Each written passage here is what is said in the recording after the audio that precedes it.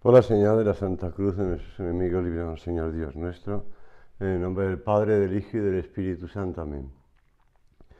Señor mío y Dios mío, creo firmemente que estás aquí, que me ves, que me oyes. Te adoro con profunda reverencia. Te pido perdón de mis pecados y gracia para hacer con fruto este rato de oración. Madre mía Inmaculada, San José, mi Padre y Señor, Ángel de mi guarda, interceded por mí.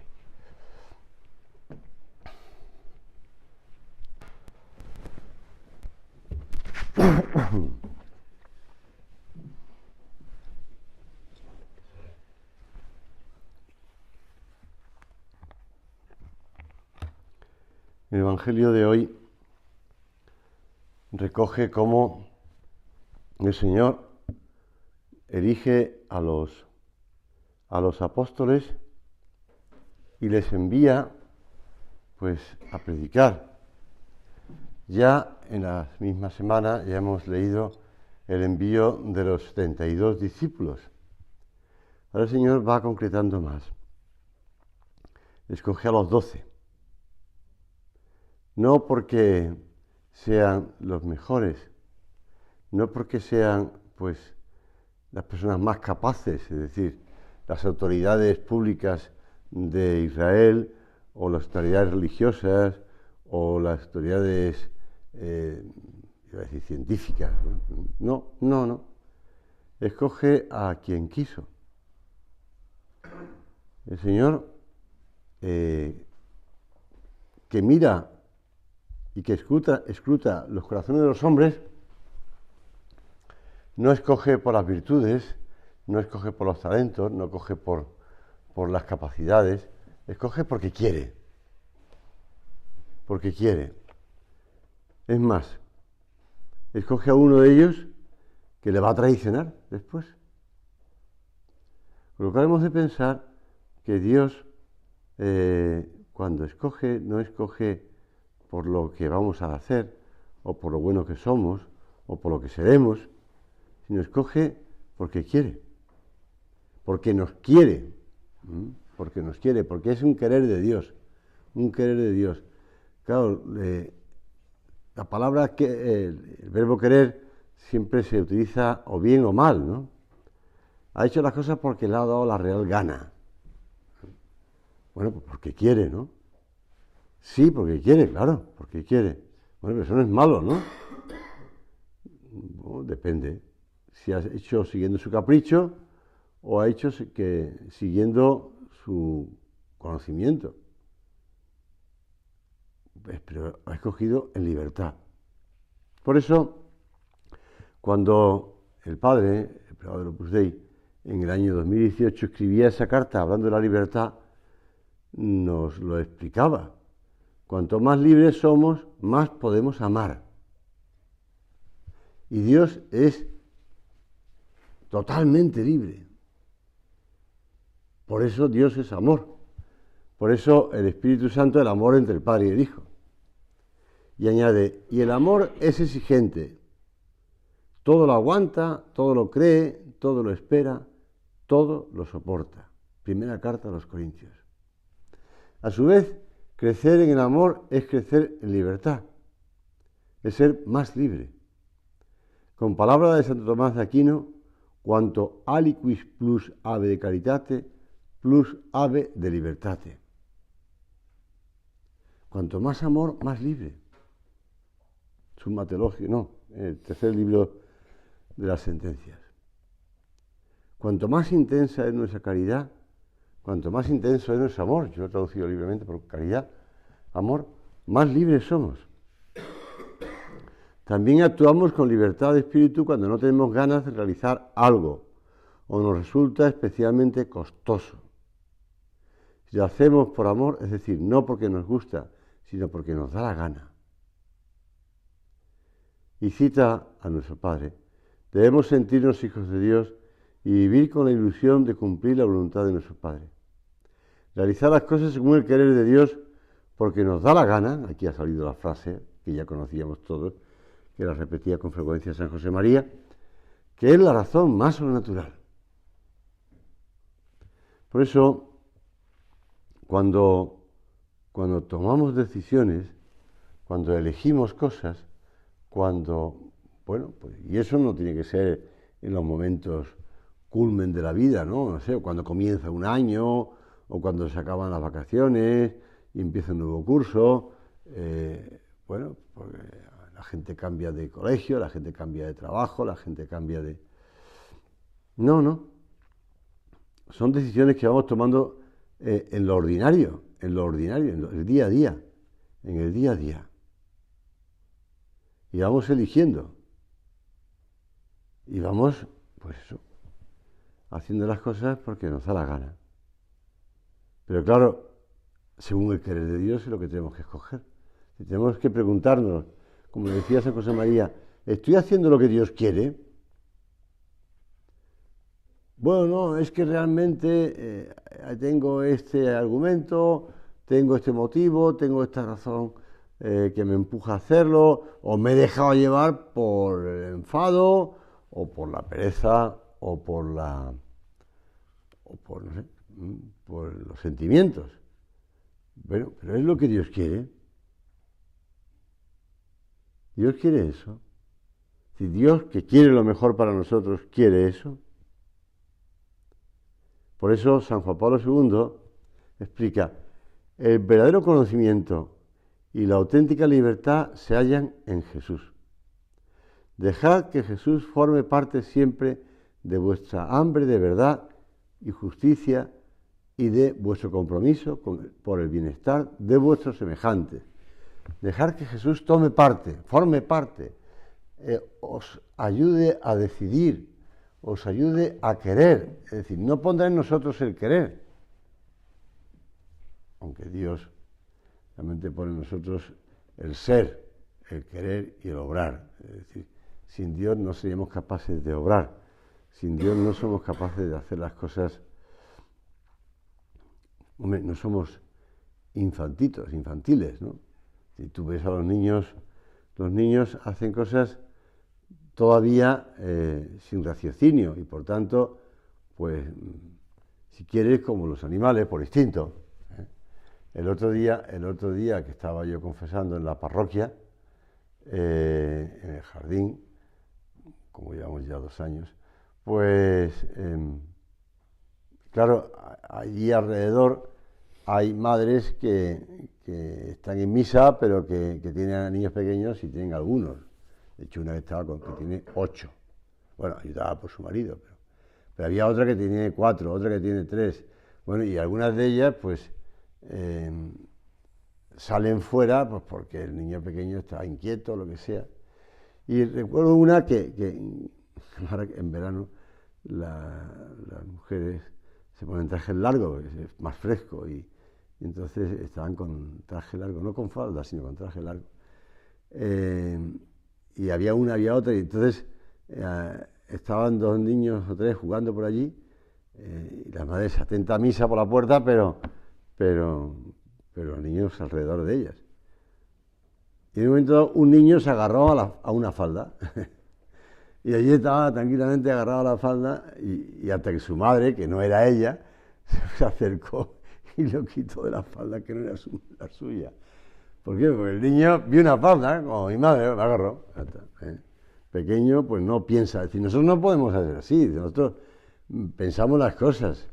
Oye, ¿este coche es mío o no es mío? Es decir, no intenta abrir un coche que no es mío. A veces estamos muy obviados, apresurados, preocupados, y nos pasa eso, ¿no? Como comentaba uno el año pasado en verano, que se empeñó en coger un coche nuevo que no era el suyo y le rompió el espejo retrovisor de la izquierda porque intentaba abrirlo, ¿no?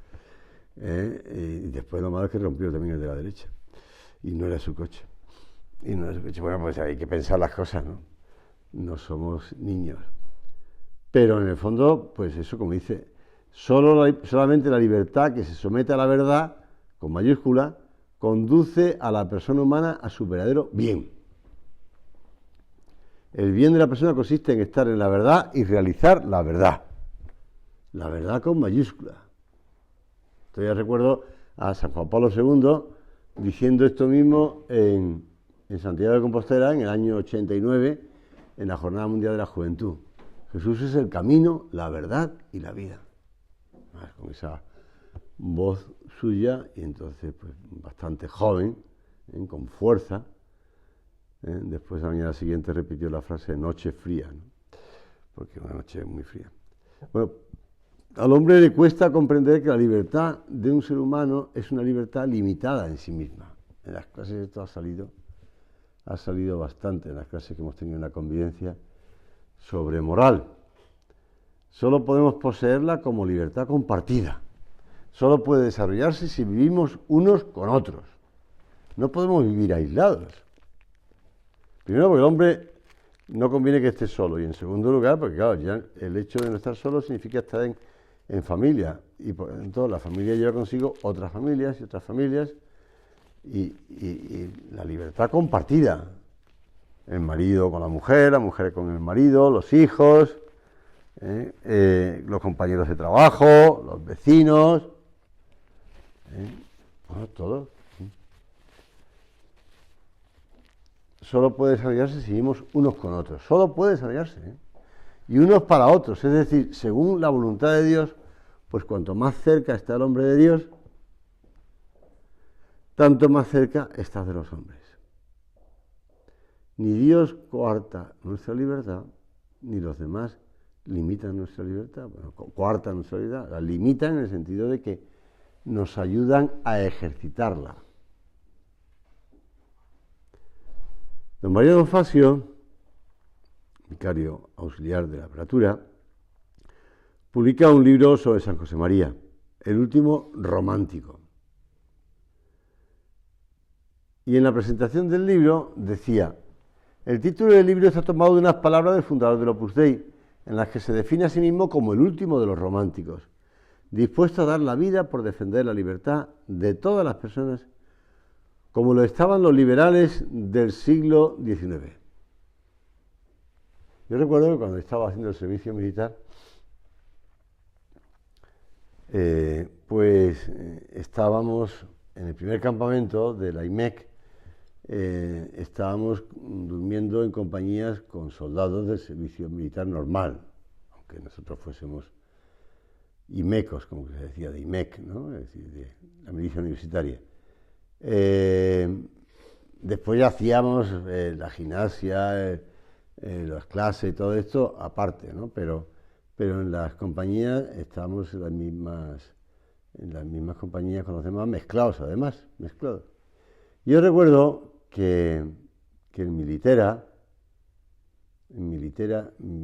dormía abajo un chaval de aquí de Madrid, al que no conocía de nada y que conocí en ese momento, que me contaba que trabajaba en la banca, en banco, un chaval, pues no sé, sería auxiliar administrativo, lo que fuese, no tenía estudios universitarios, y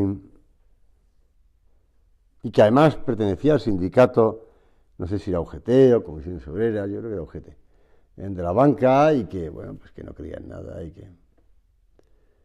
Entonces, claro, pues como estábamos muy cerca, pues convivíamos mucho, ¿no?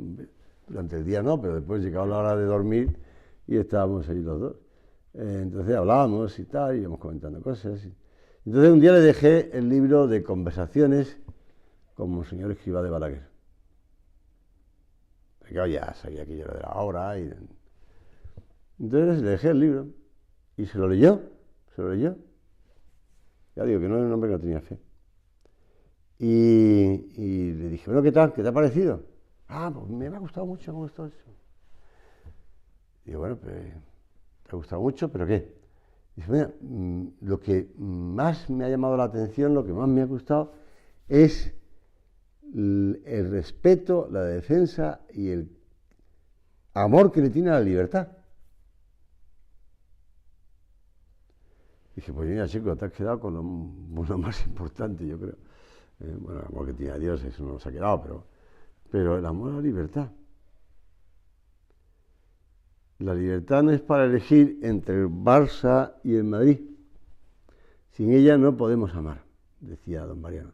Dios nos ha creado libres para amar, y el acto propio del amor es la entrega. Quien ha vivido eso en plenitud es Jesucristo en la cruz. Por eso un cristiano, para saber qué es la libertad, tiene que mirarse ahí.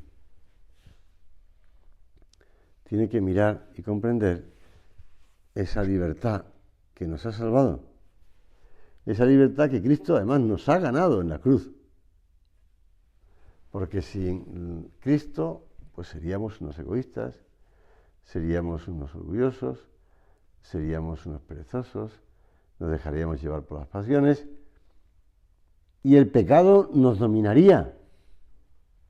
El pecado no nos dominaría porque no tendríamos la fuerza suficiente para vencer las pasiones. Bueno, es lo que, o por lo menos no siempre.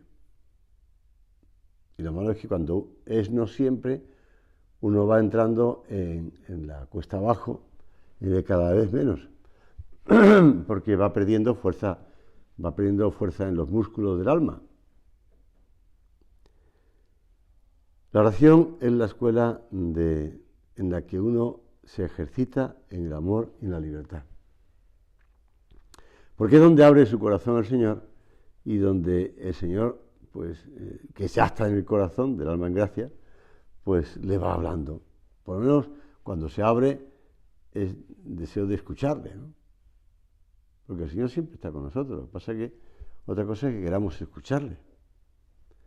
Entonces, en la oración es donde tenemos que plantearnos las cosas, no con miedo a que el Señor nos convenza, ¿no? No con miedo, vamos a hacer un poco así gráfico, ¿no? No con miedo a que leamos algo, haciendo la oración, que nos convenza o que nos, entre comillas, nos coma el coco, ¿no? No con miedo a que el Señor, pues, cuando nos pongamos a hacer oración, nos venga a la cabeza pensamientos de que nos han dicho en una charla, o hemos oído en una meditación, o en un círculo, o hemos leído en tal sitio, y entonces ya nos convence, pero nos convence lo de fuera. No, nos convence Dios, nos habla Dios. Quien toca el corazón del hombre, quien entra en el corazón del hombre es Dios. El Papa Emérito Benedicto XVI explicaba: el último episodio de la vida de San Pedro, narrado en los Hechos de los Apóstoles, su encarcelamiento por orden de Herodes Agripa y su liberación por la intervención prodigiosa del ángel del Señor en la víspera de su proceso en Jerusalén. El relato está marcado una vez más por la oración de la Iglesia. De hecho, San Lucas escribe: mientras Pedro estaba en la cárcel bien custodiado, la Iglesia oraba insistentemente a Dios por él. Quiero subrayar también otro aspecto de la actitud de Pedro en la cárcel. De hecho, notamos que mientras la comunidad cristiana ora con insistencia por él, Pedro estaba durmiendo. En una situación tan crítica y de serio peligro, él estaba durmiendo. Es una actitud que puede parecer extraña, pero que en cambio denota tranquilidad y confianza. Se fía de Dios, sabe que está rodeado por la solidaridad y la oración de los suyos y se abandona totalmente en las manos de Dios. Así debe ser nuestra oración, asidua, solidaria con los demás, plenamente confiada en Dios, que nos conoce lo más íntimo y cuida de nosotros de manera que, dice Jesús, hasta los cabellos de la cabeza tenéis contados. Claro, no nos tiene que preocupar perder cabellos. Ayer me llamaron desde Cádiz y me decía: oye, que voy a ir a Murcia a ver a don José Antonio, no digo el apellido, que es un sacerdote de Apertura que lleva muchos años en Chile. Es mayor que yo, porque de hecho cuando yo le conocí, él estaba estudiando ya medicina y yo era un pipiolo de bachillerato. Bueno, y entonces me dijo: oye, grábame un vídeo y me lo mandas, que yo ya se lo estoy pidiendo a otros y voy a hacer una especie de recopilación de vídeos para para enseñárselo. Bueno, porque ya dice, bueno, mi hijo está un poco mayor, ya tiene 70 y tantos años, y bueno, y además así con detalle de cariño con él.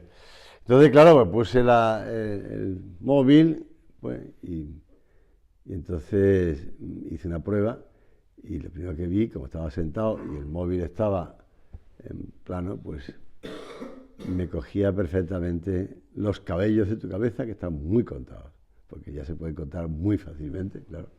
Entonces te ves calvo, como es, desde arriba, y estás calvo. Bueno, pues, ¿y qué? ¿Y qué? Pues el Señor lo sabe. Lo importante es la confianza en el Señor. Aprender a hacer las cosas libremente por amor, con la libertad humana y divina del mismo Jesucristo. Por eso nos podemos dormir en la oración. No pasa nada. Recuerdo una vez que el Beato Álvaro del Portillo, en una tertulia, nos contó que se había quedado dormido en la oración. Bueno, ya otra vez nos contó un sueño que había tenido, pero eso no lo voy a contar aquí, pero no fue en la oración, fue en la cama, por la noche. Pero un día se había quedado dormido en la oración y nos lo contó con toda la sencillez, con toda la naturalidad de una persona, bueno, santa, eso, beato, y pronto, si Dios quiere, pues será santa. Por eso, abandonarnos en las manos de Dios y sabemos, Señor, si tú permites esto, si tú quieres esto, si tú haces, pues bendito sea Dios, ¿no? Se acentúa gustosamente la necesidad de trabajar por Dios siguiendo a Dios. Y se acepta gustosamente esa necesidad porque Jesús, dice San José María, tiene pocos amigos aquí abajo. No rehusemos la obligación de vivir, de gastarnos bien exprimidos al servicio de Dios y de la Iglesia. Esto es una de las anécdotas que cuenta don Julio Eugui en uno de sus libros de anécdotas y virtudes. En la plaza de Atenas se hallaba un día cierto hombre que vivía de la adivinación. Deseoso de tomarle el pelo, se le acercó un individuo que se lanzaba de muy agudo. Es una anécdota muy conocida. Llevaba un pájaro encerrado en el puño, ya un buen puño, o el pájaro era muy pequeño. Y le preguntó al adivino, ¿está vivo o muerto? Porque pensaba, si dice que está vivo, aprieto la mano y me lo cargo.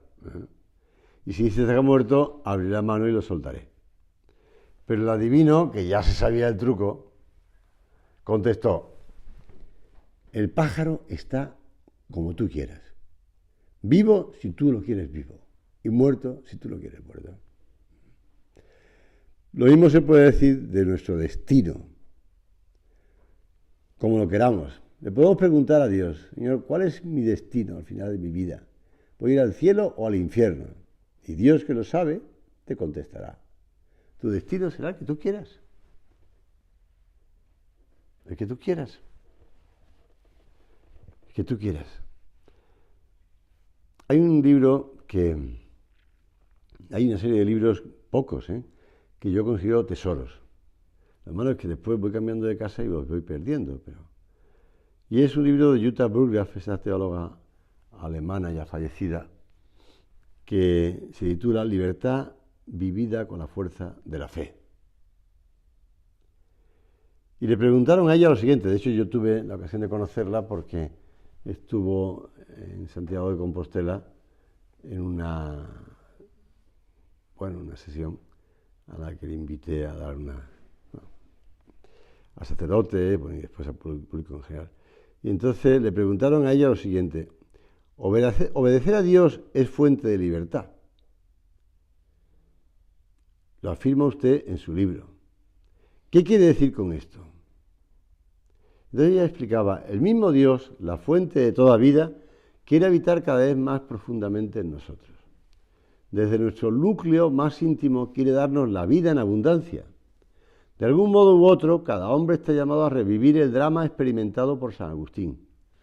Tú estabas dentro de mí y yo fuera. Y fuera te andaba buscando.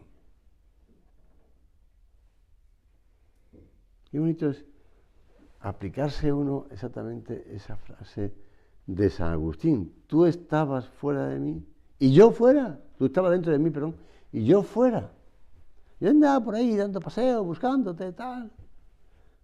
Estaba buscándote en el mar, estaba buscándote en la playa, estaba buscándote, bueno, pues mismo reconocen los placeres, en las cosas del mundo, estaba en mi retórica, en mi vanagloria, en mi puesto de profesor y académico de retórica. Por eso decía, a nosotros Dios nos pide un mínimo de apertura, disponibilidad y acogida de su gracia. Para encontrar a Dios dentro de nosotros hace falta misteriosamente abrirle las puertas de nuestra casa. En otras palabras, en este espacio íntimo del silencio y de la quietud que hay en mí, donde nadie puede entrar sino yo. No quiero estar solo. Invito a Dios a entrar. Bueno, pues invitamos a Dios a entrar. Eso es lo que el Señor nos pide, que le dejemos entrar y sobre todo que le veamos dentro y que hablemos con Él dentro. Lo dice el mismo Cristo, mirad que el reino de Dios está dentro de vosotros. Lo recoge San Lucas en su Evangelio, está dentro de vosotros. Este periodista gallego que vive en Coruña, ha sido profesor de la Universidad de Navarra, ya escribía antes en Galicia, pero después se fue a la Universidad de Navarra, volvió, está dando clases en la universidad, no sé si sigue dando clases en la universidad, y sigue escribiendo en La Voz de Galicia. Pues comenta en un artículo, y se comenta lo que se comentó. Se comentó esta semana un debate en el Gameplays de Televisión Española sobre políticas identitarias. Vale la pena verlo. Muestra por qué hay que reivindicar el pensamiento racional frente al emotivismo. Una intervención de la afrofeminista Tata se hizo viral. Contesta al socialista Guillermo del Valle, director del Jacobino, que el problema es ese concepto de racionalización que ha tenido siempre el hombre blanco europeo. Lo queréis racionalizar todo y no. Por supuesto, obvio, ¿por qué no?, dice Paco Sánchez. A Guillermo del Valle se le queda la cara de pena y le dice con ironía, hay que socavar la razón.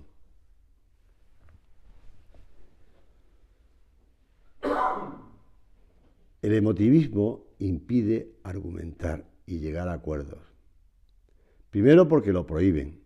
Si no eres, como decía esta chica, mujer y negra, no puedes hablar de las mujeres negras, porque tu enfoque sería objetivo desde fuera y no subjetivo y desde dentro. El único conocimiento, bueno, sigue escribiendo Paco, saben más cuanto más siente, no cuanto más conoces. De manera que quien siente mucho fácilmente se tendrá por sabio, por una persona profunda. Viendo, ya acabó el artículo la cita de Paco, viendo en el telediario unas imágenes del entierro de una cantante en las que aparecían seguidores llorando, un amigo viejo y sabio me dijo, mira, se creen buenos porque lloran. La negación de lo real conduce a una moralidad en la que importa solo lo que se siente. No podemos dejarnos llevar por lo que se siente. No podemos funcionar por lo que se siente. Por lo subjetivo. Tenemos que ser objetivos y tenemos que hablar con el Señor y tenemos que plantear las cosas al Señor con confianza y decirle, Señor, ¿qué es lo que quieres que haga? ¿Qué es lo que quieres que haga? Así actúa Dios con nosotros, nos deja libres también para equivocarnos, dice el Papa Francisco, porque creándonos nos ha hecho el gran regalo de la libertad. Nos toca a nosotros hacer buen uso de ella. Este regalo de la libertad que nos da Dios me emociona siempre. Pues acudimos a la Virgen Santísima al acabar la oración y le pedimos, Madre mía, tú que dijiste, hágase en mí según tu palabra. Pues no por eso, por aceptar y querer ser la Madre de Dios, aceptar y querer, no porque lo querías, porque lo deseabas, porque estaba al contrario, tú escogiste vivir la virginidad para renunciar a la maternidad del Mesías. Pero tú fuiste la más plenamente libre, porque escogiste lo que Dios quería.